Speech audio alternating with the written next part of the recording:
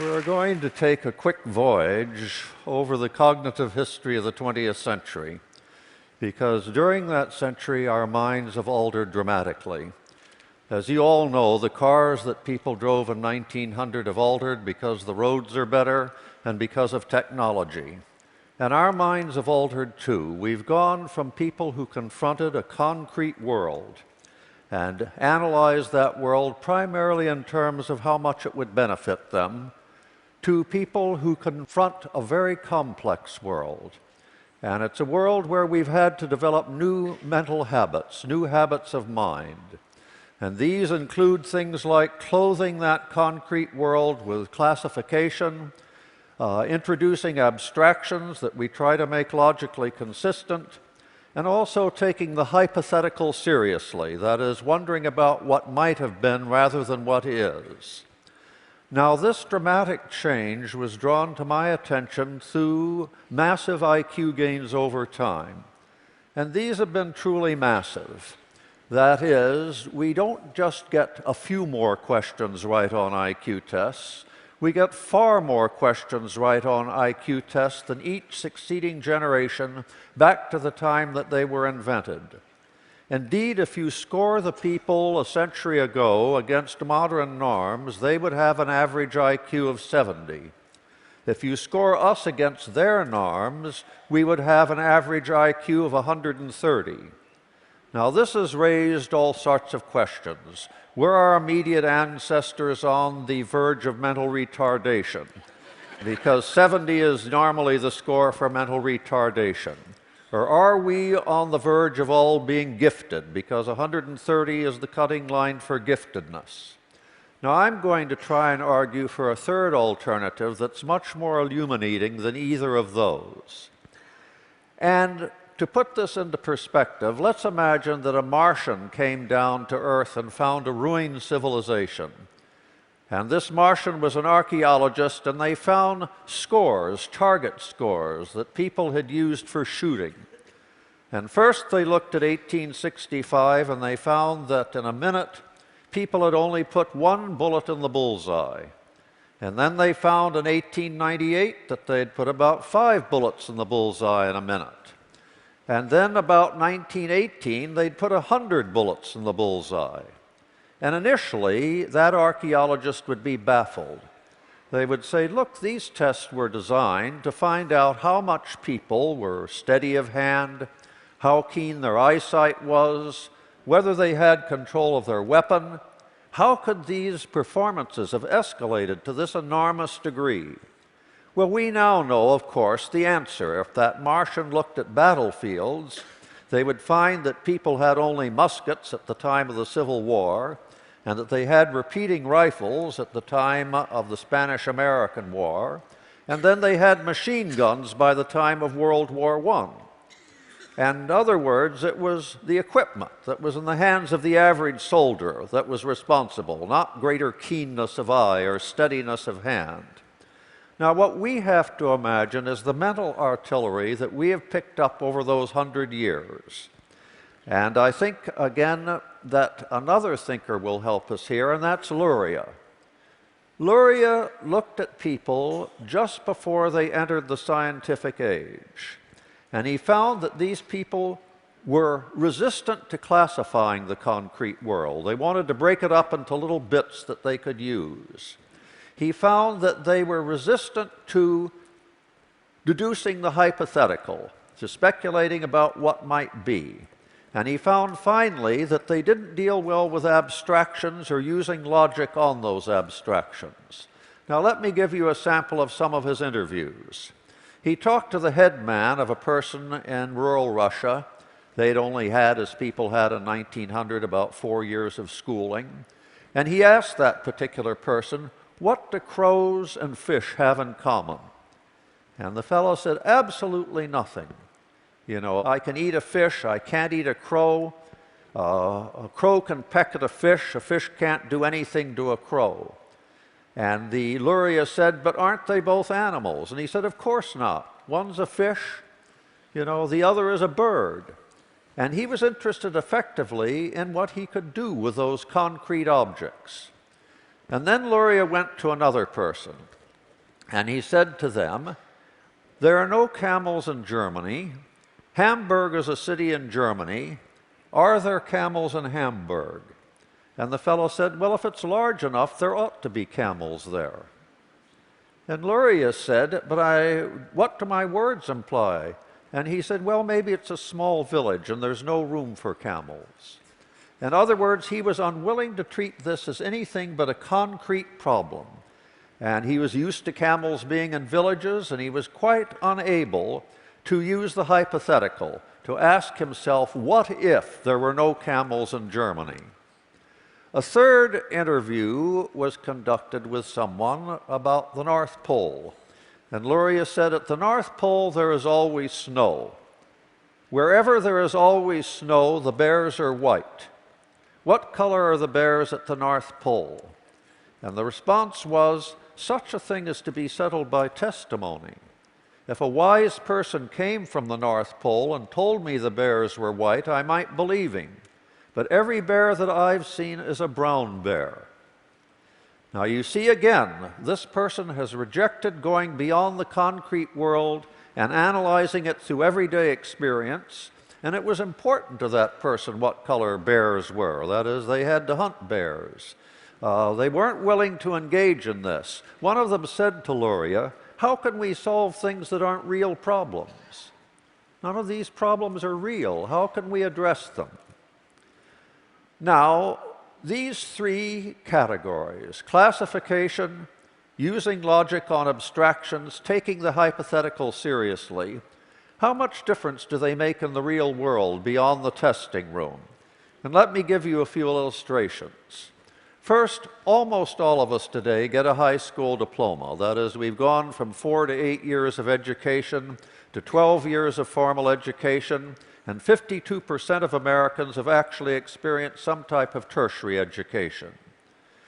Now, not only do we have much more education, and much of that education is scientific, and you can't do science without classifying the world. You can't do science without proposing hypotheses. You can't do science without making it logically consistent. And even down in grade school, things have changed. In 1910, they looked at the examinations that the state of Ohio gave to 14-year-olds, and they found that they were all for socially valued concrete information. They were things like, what are the capitals of the 44 or 5 states that existed at that time? When they looked at the exams that the state of Ohio gave in 1990, they were all about abstractions. They were things like, why is the largest city of a state rarely the capital? And you were supposed to think, well, the state legislature was rural controlled, and they hated the big city, so rather than putting the capital in a big city, they put it in a county seat. They put it in Albany rather than New York. They put it in Harrisburg rather than Philadelphia, and so forth. So the tenor of education has changed. We're educating people to take the hypothetical seriously, to use abstractions, and to link them logically. What about employment? Well, in 1900, 3% of Americans practiced professions that were cognitively demanding. Only 3% were lawyers or doctors or teachers. Today, 35% of Americans practice cognitively demanding professions. Not only the professions proper, like lawyer or doctor or scientist or lecturer, but many, many sub-professions having to do with being a technician, a computer programmer, a whole range of professions now make cognitive demands. And we can only meet the terms of employment in the modern world by being cognitively far more flexible. And it's not just that we have many more people in cognitively demanding professions. The professions have been upgraded. Compare the doctor in 1900, who really had only a few tricks up his sleeve, with a modern general practitioner or specialist with years of scientific training. Compare the banker in 1900, who really just needed a good accountant and to know who was trustworthy in the local community for paying back their mortgage. Well, the merchant bankers who brought the world to their knees may have been morally remiss, but they were cognitively very agile. They went far beyond that 1900 banker. They had to look at computer projections for the housing market. They had to get complicated CO squared in order to bundle debt together and make debt look as if it were actually a profitable asset. They had to prepare a case to get rating agencies to give it a AAA, though in many cases they had virtually bribed the rating agencies. And they also, of course, had to get people to accept these so-called assets and pay money for them, even though they were highly vulnerable. Or take a farmer today. I take the farm manager of today is very different from the farmer of 1900. So it hasn't just been the spread of cognitively demanding professions, it's also been the upgrading of tasks like lawyer and doctor and what have you that have made demands on our cognitive faculties. But I've talked about education and employment. Some of the habits of mind that we have developed over the 20th century have paid off in unexpected areas. I'm primarily a moral philosopher. I merely have a holiday in psychology, and what interests me in general is moral debate. Now, over the last century in developed nations like America, moral debate has escalated because we take the hypothetical seriously. And we also take universals seriously and look for logical connections. When I came home in 1955 from university at the time of Martin Luther King, a lot of people came home at that time and started having arguments with their parents and grandparents. My father was born in 1885, and he was mildly racially biased. As an Irishman, he hated the English so much he didn't have much emotion for anyone else. But he did have a sense that black people were inferior. And when we said to our parents and grandparents, "How would you feel if tomorrow morning you woke up black?" they said, "That is the dumbest thing you've ever said." Who have you ever known who woke up in the morning that turned black? In other words, they were fixed in the concrete mores and attitudes they had inherited. They would not take the hypothetical seriously. And without the hypothetical, it's very difficult to get moral argument off the ground. You have to say, you know, imagine you were in Iran, and imagine that your relatives all suffered from collateral damage, even though they had done no wrong. How would you feel about that? And if someone of the older generation says, well, our government takes care of us, and it's up to their government to take care of them, they're just not willing to take the hypothetical seriously. Or take an Islamic father whose daughter has been raped and he feels he's honor-bound to kill her. Well, he's treating his mores as if they were sticks and stones and rocks that he had inherited, and they're unmovable in any way by logic. They're just inherited mores. Today we would say something like, well, imagine you were knocked unconscious and sodomized. Would you deserve to be killed? And he would say, well, that's not in the Quran. You know, that's not one of the principles I've got. Well, you today universalize your principles. You state them as abstractions and you use logic on them. If you have a principle such as people shouldn't suffer unless they're guilty of something, then to exclude black people, you've got to make exceptions, don't you? You have to say, well, blackness of skin, you couldn't suffer just for that. It must be that blacks are somehow tainted. And then we can bring empirical evidence to bear, can't we? And say, well, how can you consider all blacks tainted when St. Augustine was black and Thomas Sowell is black? And you can get moral argument off the ground then, because you're not treating moral principles as concrete entities. You're treating them as universals to be rendered consistent by logic. Now, how did all of this arise out of IQ tests? That's what initially got me going on cognitive history. If you look at the IQ test, you find the gains have been greatest in certain areas. The similarities subtest of the Wechsler is about classification, and we have made enormous gains on that classification subtest. There are other parts of the IQ test battery that are about using logic on abstractions. Some of you may have taken Raven's progressive matrices, and it's all about analogies. And in 1900, people could do simple analogies. That is, if you said to them, cats are like wild cats, what are dogs like? They would say wolves. But by 1960, people could attack ravens on a much more sophisticated level. If you said, we've got two squares followed by a triangle, what follows two circles? They could say a semicircle. Just as a triangle is half of a square, a semicircle is half of a circle. By 2010, college graduates, if you said, two circles followed by a semicircle, two 16s followed by what? They would say 8, because 8 is half of 16.